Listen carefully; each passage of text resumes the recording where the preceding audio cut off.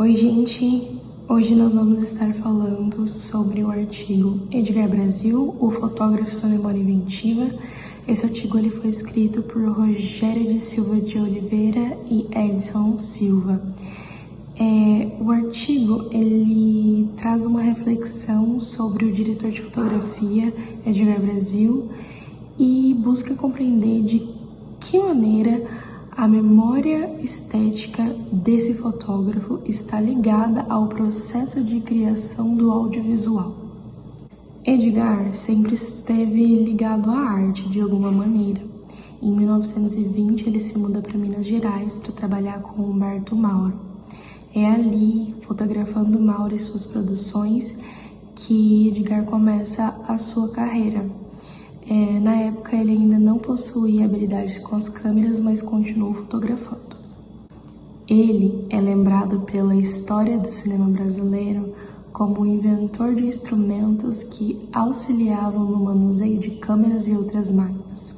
E o seu maior exemplo disso está no filme Limite, onde ele trabalhou com a cinematografia do filme ao lado de Mário Peixoto. Brasil foi um profissional de evolutivo e ativo processo de desenvolvimento técnico, e foi ele, principalmente, o primeiro a esboçar o que seria o trabalho de um diretor de fotografia e de outros setores que compõem esse departamento. O artigo defende que a partir do momento que Edgar Brasil cria estratégias e máquinas para o desenvolvimento dos filmes, o fotógrafo está colocando à disposição do projeto sua memória técnica. E os filmes fotografados por Brasil são como um sistema de signos, pois o acúmulo dessas habilidades técnicas está de alguma forma presente na expressão cínica de um todo. E esse processo de acúmulo de habilidades está sujeito a lembranças e esquecimentos. Dessa forma, o fotógrafo pode potencializar suas reminiscências de uma forma em que coloque em prática a sua criatividade. As reminiscências provindas do acervo técnico do fotógrafo são de fato utilizadas no processo criativo, da mesma forma com que a interpretação dos signos por meio da temporalidade é necessária, porque dessas camadas de interpretação existe uma que é constituída pela memória que irá implicar na criação estética. O Edgar Brasil entrou em contato com o Humberto Mauro, que era um cineasta dotado de caráter experimental de Minas Gerais, que atuava distante das lógicas estruturais de realização do país até então. O Mauro era técnico de eletricidade, de espírito curioso e inventivo, assim como o Edgar, então por isso eles deram bem certo. O autor propõe, em uma analogia com o herói proustiano, que o Edgar Brasil, no início de sua carreira, teve contato com elementos que iriam compor a sua memória técnica vindos da influência de Humberto Mauro. Muito dos conhecimentos do Edgar sobre a fotografia e as máquinas vinha através da leitura de periódicos científicos alemães ou americanos. Ele era muito curioso. E foi na Cinédia, o estúdio do Ademar Gonzaga, que o Edgar obteve autonomia e espaço para sua arte. No estúdio foi construído e disponibilizado um quartinho que lhe serviu de escritório para suas criações e construções, tornando-se mesmo uma espécie de consultor técnico geral do estúdio. Essa capacidade inventiva do Edgar Brasil parte de uma memória técnica que entra em ação devido à demanda do roteiro e da direção e do próprio momento. O fotógrafo carrega padrões de imagens e de modos de fazer imagem, ou mesmo engrenagens que resultarão nos movimentos para a câmera que opera.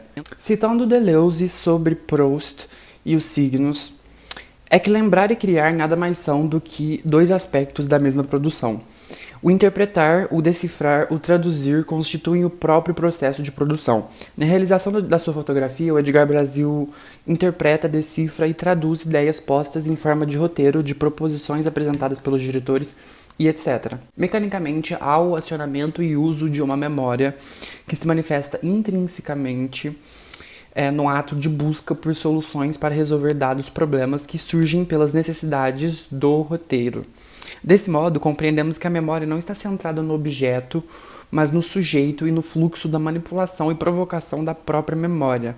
Então, as reminiscências técnicas, através de ideias do passado, que podem se confundir, ressurgem em forma de resolução prática para realizar as ideias solicitadas pelo roteiro.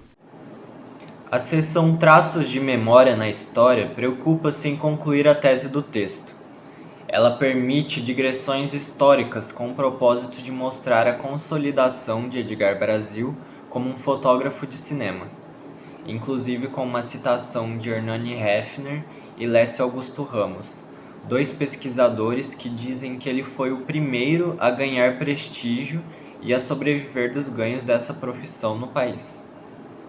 Em seguida, pontua-se que Brasil tinha uma grande habilidade de praxis quanto à arte, isto é, ele conseguia facilmente levar a teoria à prática, e isto o fez se tornar consultor técnico geral da CINED, trabalhando junto de Adhemar Gonzaga, até se tornar chefe de departamento de material fotográfico, sendo que foi contratado pelo estúdio no início da década de 30, em que havia estímulo à abertura de espaço para o reconhecimento do trabalhador especializado em cinema.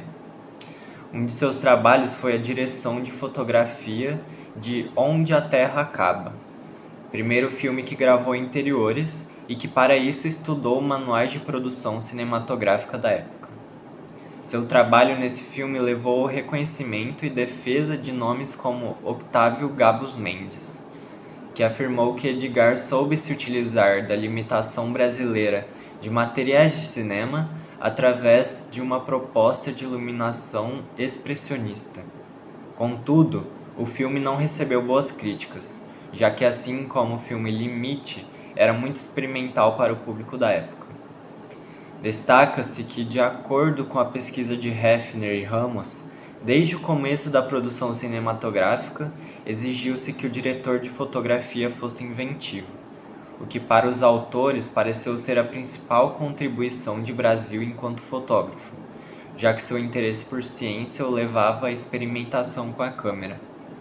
No entanto, esse espírito inventivo contrastava com as dúvidas de Adhemar Gonzaga sobre se investia mais em filmes comerciais ou de arte. Então é discorrido sobre outros trabalhos iniciais de Edgar Brasil, como o de cinegrafista de cinejornais, o que também resultou em elogios, como mostram no trecho de um artigo de Raimundo Magalhães Júnior, o qual percebeu a melhora das filmagens com a entrada de Edgar. Isso demonstra a necessidade da época de se ter um profissional que fosse especializado, qualificado e diferenciado para exercer trabalho de fotógrafo, o que contribui para a noção de autoria na fotografia cinematográfica. Sua qualificação também incluía suas habilidades com rebatedores e difusores, equipamentos utilizados para suavizar a intensidade das luzes, equipamentos tais disponíveis na CINED, o estúdio onde trabalhava. Ao longo da sessão, os autores retomam o tema memória e como ela se relaciona ao trabalho do diretor de fotografia, como por exemplo na busca de um material ideal no momento de testes, no momento de repetição no desenvolvimento de um difusor.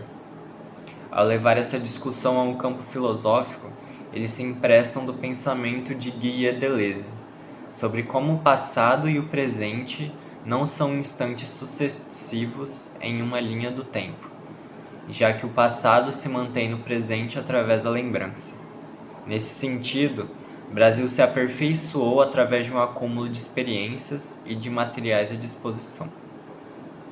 Por conseguinte, ao enfoque no trabalho de Brasil no filme Limite, de 1930, dirigido por Mário Peixoto, que é visto como um dos grandes responsáveis pela forte experimentação da película. Assim, Limite seria uma ilustração da relação proposta entre memória técnica e poética fotográfica, no qual os signos fotográficos estariam condicionados a uma interpretação que fazemos por meio da ideia de memória. Desse modo, a interpretação deleuziana de Proust é utilizada como exemplo de meio de análise de signos, de maneira que há uma pluralidade nela, visto que a análise das imagens de limite permite a análise da própria memória técnica e, em conjunto, as condições materiais de uma época.